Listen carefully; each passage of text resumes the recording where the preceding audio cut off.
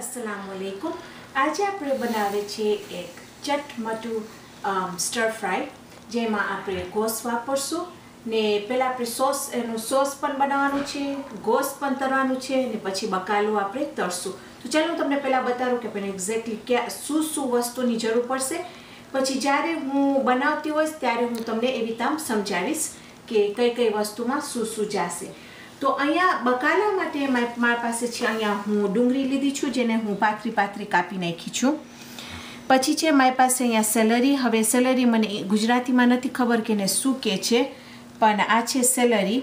અહીંયા છે મારી પાસે એક આંબો, કેરી જે એટલે હું આંબો લીધી પણ બહુ કાચું છે, અને તમને આ કેરી એવી વાપરી છે કે જે આમ ખાટી હોય ને હજી આંબો જેમ રસ ના હોય ની અંદર. અહીંયા છે મારી પાસે આ બીન્સ, જેને અહીંયા અમેરિકામાં મેં પી પોડ્સ કહે છે, આપણે એ વાપરશું. પછી અહીંયા છે મારી પાસે લીલા મોટા મરચાં, પીળા મોટા મરચાં ને લાલ મોટા મરચાં, જેને હું કાપી નાખી છું. અહીંયા છે મારી પાસે સ્પ્રિંગ અનિયન્સ, જેને હું કાપી નાખી છું. આ છેલ્લે બાકી આપણે ખાલી એના સજાવવા માટે નાખશું. અહીંયા છે મારી પાસે થોડાક સુકેલી મરચાં, જે આપણે તેલમાં નાખશું, એ હું તમને બતાવીશ. અહીંયા છે મારી પાસે લગભગ 1.5 કપ ગોશ, જેને સાવ પાતળા સ્લાઇસ ટ્રાય કરી છું કાપી લેવાનું. હવે એની અંદર આપણે નાખશું, હું તમને સમજાવી લઉં પહેલાં. તો આ છે પહેલાં ગોશ આપણું, લગભગ 1.5 થી 2 કપ ગોશ છે. અહીંયા છે મારી પાસે કોર્નસ્ટાર્ચ. અહીંયા છે મારી પાસે ખાંડ, ચોકલેટી ખાંડ, બ્રાઉન શુગર કે છે ને. અહીંયા છે મારી પાસે જૈતુનનું તેલ. અહીંયા છે મારી પાસે થોડીક આંબલી કે જરાક આપણે ખટાશ દેશું એમાં. અહીંયા છે મારી પાસે કારું વિનેગર. હું ચાઇનીઝની કુકિંગમાં બહુ ઘણું બધું કારું વિનેગર વાપરું છું, પણ તમારી પાસે કારું વિનેગર ના મળતું હોય કે ના હોય, આમાં ખાલી જરાક એનો સ્વાદ જુદું છે. પણ જો તમને ના મળતું હોય તો તમે ધોરું વિનેગર પણ સુરકો વાપરી શકો છો. અહીંયા છે મારી પાસે સોયા સોસ ને અહીંયા છે મારી પાસે બાલ્સામિક વિનેગ્રેટ. હવે આ જે બધા સોસીસ છે એનો આપણે સોસ બનાવશું. પણ પહેલાં આપણે આ ગોશને મેરિનેટ કરી નાખીએ. એની અંદર હું નાખીશ 1 ચમચી લસણ આદું,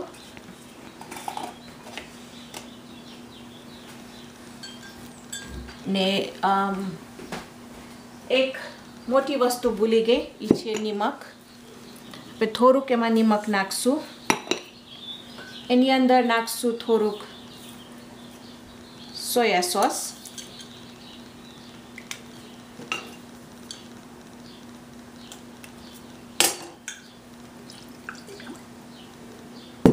એની અંદર નાખશું થોડુંક કાળું વિનેગર, લગભગ એક ચમચી કે 1.5 ચમચી સુધી જેટલું. એને આપણે ફાઇન રીતે હલાવી.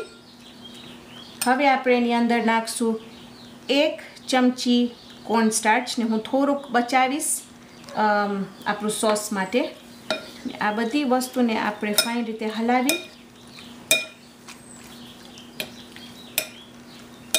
અને જો તમને આ 20 મિનિટ પહેલાં કરીને રાખી દઉં હોય તો ફાઇન, પણ અમારું ગોશ અહીંયા બહુ જ ફાઇન મળે છે, અમને બહુ જલ્દી પાકી જાય છે. તો આની અંદર હું નાખીશ, હવે હું ચૂલો ગરમ કરું છું ને એની અંદર હું નાખીશ જૈતુનનું તેલ. એટલું બધું નહીં, એટલું જ કે ખાલી મારું ફાઇન રીતે કવર થઈ જાય નીચે આમ બધી બાજુ. ત્યાર સુધી ઈ ગરમ થાય છે ત્યાર સુધી ચાલો આપણે સોસ બનાવી નાખીએ. સોસ માટે આપણે નાખશું એની અંદર આપણું બ્રાઉન શુગર, જે છે ખાંડ. એમાં નાખશું 2 ચમચા કાળું વિનેગર.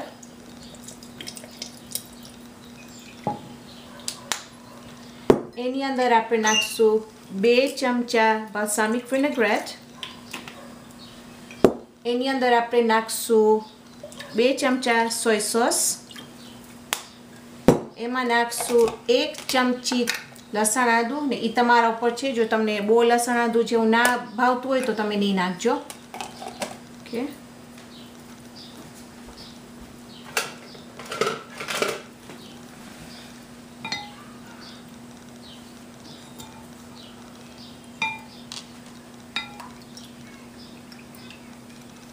ઓકે, હવે જો આપણું કેવી રીતે આમ આપણું જે આ કઢાઈ છે કેવી રીતે આમ ગરમ થાય છે, પરફેક્ટ એવી રીતે આમ ગરમ થવું જોઈએ. ઓકે, આ હું સાઈડમાં રાખીશ. આપણું સોસ થઈ ગયું છે. આની અંદર હું નાખી દઈશ આપણું ગોસ.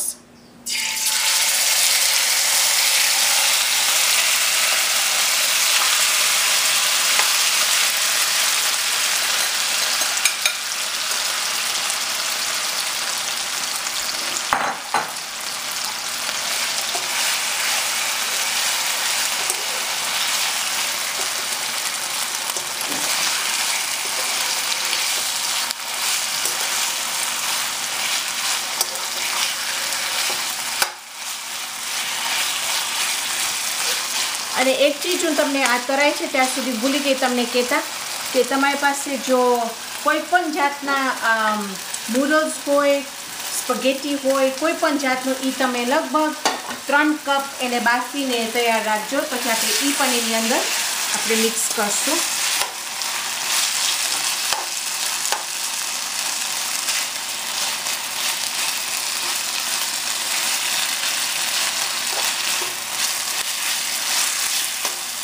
એકચ્યુઅલી જો તમારી પાસે આ બધી વસ્તુ કાપેલી ને તૈયાર હોય તો આ ડીશ છે જરાય વાર નથી લાગતી. આ ડીશ છે તમે ચોખા સાથે પણ રાખી શકો છો, કાં તો કિનવા છે કિનવા સાથે રાખી શકો છો. તમારા ઉપર છે તમે જેના સાથે સર્વ કરવું હોય. પણ બચ્ચાઓને આ વસ્તુ બહુ ભાવે છે નૂડલ્સ સાથે. આજે હું વિચાર કરી શુક્રવાર છે તો બચ્ચાઓ માટે નૂડલ્સવાળું કરીશ. ને કોઈક વખત સોમ મંગળ કે એવી તામ હોય તો મન થાય કે તે દિવસ હું એવું કંઈ કરું કે શું પછી નૂડલ્સ ના નાખું ને બાજુમાં ચોખા સાથે એને સર્વ કરું.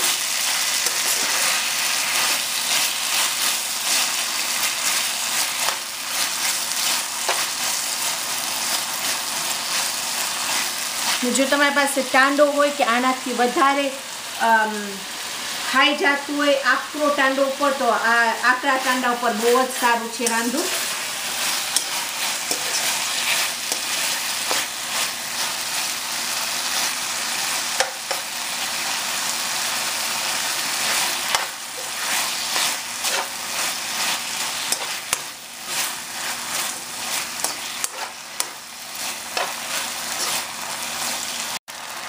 હવે મને ખાસ તમને બતાડું તો કે તમે આપણે જ્યારે ગોશને બહુ પકાવી નાખી છે તો ચવડ ને કઠણ થઈ જશે.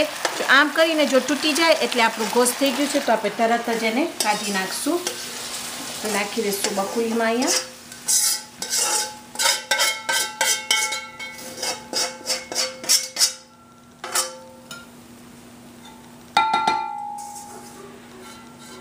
કઢાઈ સાવ ફાઇન રીતે આમ સાફ કરી નાખશું તો શું બરે નહીં. આપણે પાછું થોડુંક અંદર તેલ નાખશું ને હવે આપણે આપણું બકાલું કરશું. તો આપણું ગોશ તૈયાર છે. તો આપણે અહીંયા રાખશું. આની અંદર આપણે નાખશું થોડુંક હજી જૈતુનનું તેલ, એટલું જ કે ખાલી આમ નીચેથી આમ ફાઇન રીતે આપણી કઢાઈ ઓલી થઈ જાય. એની અંદર આપણે નાખી દઈશું આપણી ડુંગળી. હવે જો તમને ખપતું હોય કે તમારું આ સ્ટર ફ્રાય એકદમ તીખું થાય ને તમે તીખું ખાતા હો તો તમે મરચાં પહેલાં એને તેલમાં તળી નાખજો, પછી તમે ડુંગળી નાખજો. મને એટલું બધું તીખું નથી કરવું ને આજે મારા બકાલું બધું અધકચર હશે. મને જરાય એને વધારે પકાવવું નથી. આની અંદર નાખી દઈશું હું મરચાં.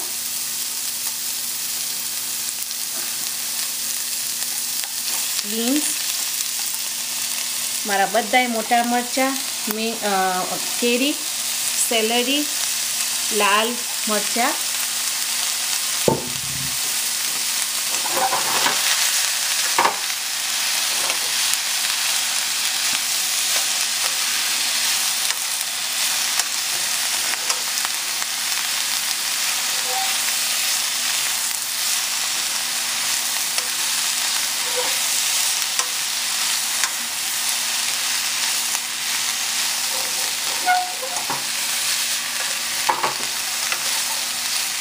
તો જરાક જ ખોબરશું કે જરાક જ પોચું થાય, જરાક જ.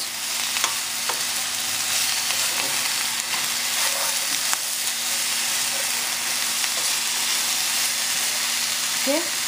પછી આ જે આપણું સોસ આપણે બનાવ્યા હતા, હવે એની અંદર હું જરાક ચાખી. બધી વસ્તુ તમે ચાખજો. અત્યારે હું જ્યારે તમને બાપ આપું કાંઈ વસ્તુ સોસ બનાવવાનું છે, કાંઈ પણ વસ્તુનું છે, તો બધાયનું સ્વાદ જુદું હોય છે અને બધી વસ્તુમાં જુદી જુદી વસ્તુ બનાવતી હોય છે. કદાચ અમારું નિમક કદાચ વધારે સ્ટ્રોંગ હશે, તમારું નહીં હોય. તો એ રીતે બધી વસ્તુ તમે ચાખીને તમે જોજો કે તમારા સ્વાદ પ્રમાણે એકદમ મસ્ત હોવું જોઈએ. આ સોસની અંદર મને ખાંડ ઓછી લાગી તો હું 1 ચમચો અંદર વધારે ખાંડ નાખી છું. એની અંદર હું નાખી દઈશ મારું કોર્નસ્ટાર્ચ. એને ફાઇન રીતે હલાવી નાખીશ કે એની અંદર એકે પણ ગાંઠા ના હોય. ઓકે,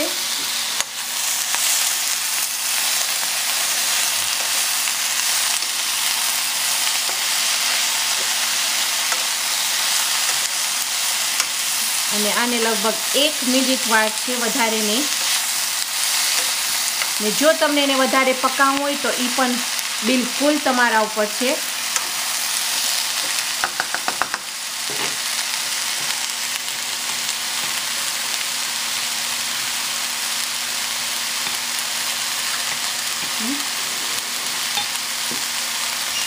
હવે આપણે લઈશું આપણું ગોશ, એ નાખી દઈશું એની અંદર.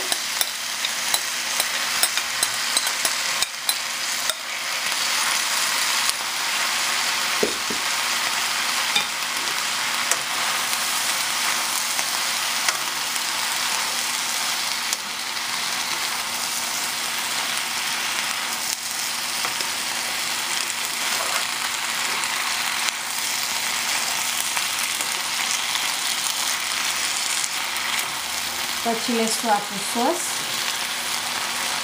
સોસ પણ નાખી દઈશું આપણે એની અંદર.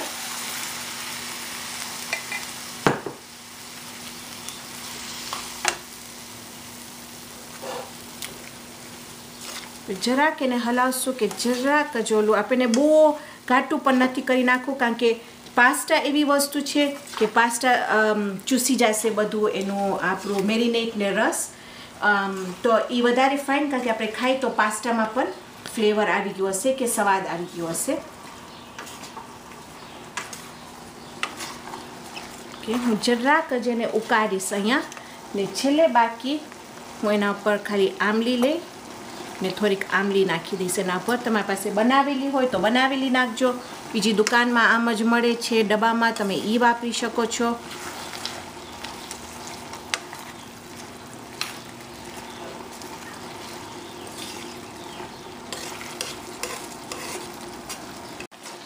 તો ચાલો, આપણું તૈયાર છે. હું ઓફ કરી નાખીશ ચૂલો. બે જાતનું તમે બે જુદી રીતે તમે આને સર્વ કરી શકો છો. એક છે કે આપણે નૂડલ્સ એને નાખશું નીચે,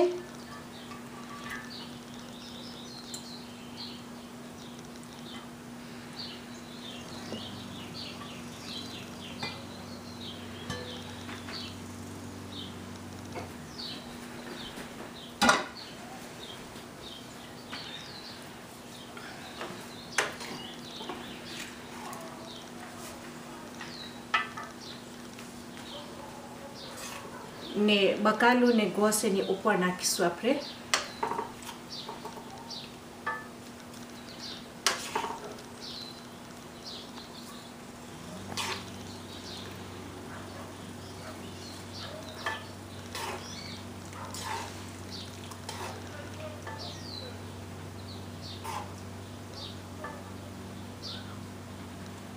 ઓકે,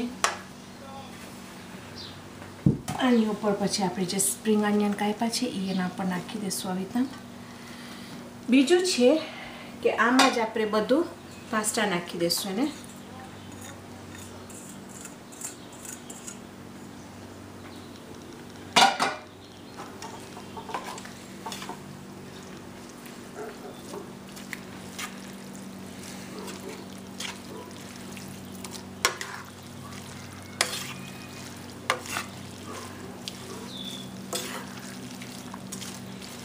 એક વસ્તુમાં તમે બે જુદી જાતની ડીશ બનાવી શકો છો, સાવ જુદું લાગશે. આમાં જે થોડુંક સોસ છે એ હું આમાં નાખી દઈશ કારણ કે ઓકે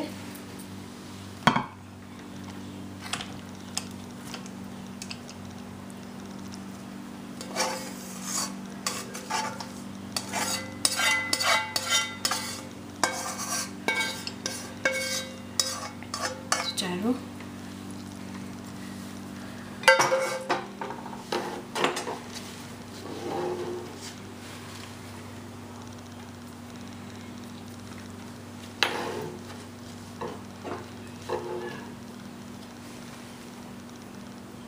આપણું સ્ટર ફ્રાય તૈયાર છે હું એક ફોર્ક લઈને ટ્રાય કરીશ કે કેવું થયું છે અને હવે સમરના મહિના આવ્યા છે તો ઘણા બધા બકાલા મળશે ઘણી બધી તાજી વસ્તુ મળશે તો ઇન્શાલ્લાહ હું ઘણી બધી વસ્તુ તાજી વસ્તુ સાથે બનાવીશ